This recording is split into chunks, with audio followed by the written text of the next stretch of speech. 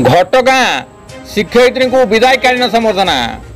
घटगाँ माँ तारिणी पीठ में गढ़ी उठा तारिणी पब्लिक स्कूल शिक्षादान प्रदान करुवा शिक्षयित्री राजनंदिनी नायक को सरकारी विद्यालय नियुक्ति पाई हेतु समस्त छात्र छात्री शिक्षक शिक्षयित्री द्वारा संबर्धना दि जाइछि।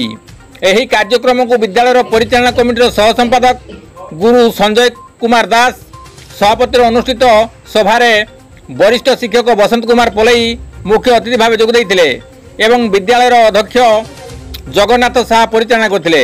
एथिरे शिक्षक मधुसूदन साहू, शिक्षयित्री जयंती सुतार, स्मृति पद्मा सेठी, सुनीता दास, शुभस्मिता नायक, ममता महांत सहयोग करथिले। हरिचंदनपुर चंद्रमणि पात्र रिपोर्ट केडी नुजुड़िया।